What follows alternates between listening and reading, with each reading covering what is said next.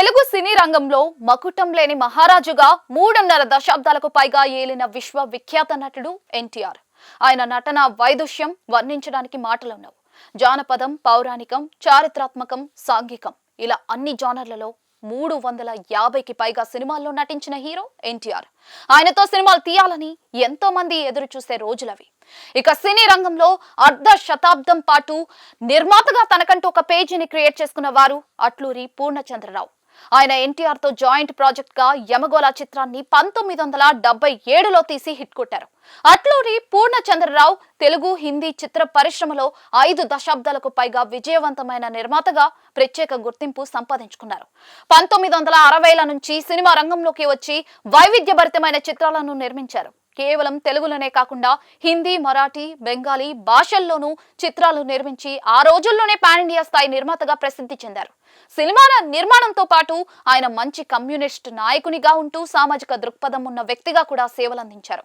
Hero Muralimohan మొదటి cinema జగమే మాయ నిర్మాత కూడా ఆయనే.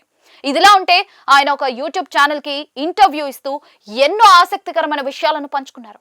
అట్లూరి పూర్ణచంద్రరావు మరో నిర్మాత కలిసి యమగోళ సినిమాను నిర్మించారు. ఈ సినిమా కథను డివి నరసరాజు రాశారు. ఈ కథను ఎన్టీఆర్ కి వినిపించాలని ఈ ఇద్దరు కలిసి ఆయన అపాయింట్మెంట్ తీసుకున్నారు. ఒక తెల్లవారుజామున 5 గంటల ప్రాంతంలో ఎన్టీఆర్ ఇంటికి వెళ్లారు. అక్కడ సినిమా కథను మాటలతో సహా డివి నరసరాజు వినిపించారు. ఎన్టీఆర్ ఈ కథను విని ఎంతగానో మెచ్చుకున్నారు. ఇంతకీ ఈ సినిమాలో యముడు ఎవరు అని ఎన్టీఆర్ డివి నరసరాజుని ప్రశ్నించారు. దానికి ఆయన అట్లూరి పూర్ణచంద్రరావు వైపు చూస్తూ మీరే అన్నది నిర్మాత అభిప్రాయం అని చెప్పేశారు. సరే, హీరో ఎవరనుకుంటున్నారు అని ఎన్టీఆర్ మళ్ళీ ప్రశ్నించారు.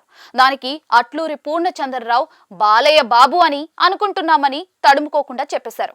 అంతే, ఎన్టీఆర్ కి ఆగ్రహం వచ్చేసింది. ఈ సినిమాలో యముడిని విమర్శిస్తూ డివి నరసరాజు గారు భారీ డైలాగులు రాశారు. ఆ డైలాగులు తిట్లు హీరో పాత్రధారిగా బాలయ్య బాబు నన్ను చూసి అంటూ ఉంటే జనాలు ఆమోదిస్తారా అంటూ ఎన్టీఆర్ ఒకంత కోప్పడ్డారు. అదేమి లేదు, నేను హీరోగా చేస్తానని ఎన్టీఆర్ చెప్పేశారు. ఇక యముడి పాత్ర గురించి ఆలోచించుకోండి అని కూడా ఆయన స్పష్టం చేశారు. ఆ తర్వాత శివాజీ గణేశన్ పేరు చెప్పినా కూడా ఎన్టీఆర్ ఒప్పుకోలేదు.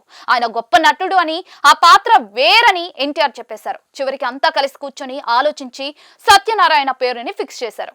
అలా తయారైన ఎన్టీఆర్ యమగోళ చిత్రం 1977 దసరా కానుకగా విడుదలై ఆంధ్రదేశమంతా ఊపేసింది, బంపర్ హిట్ కొట్టింది.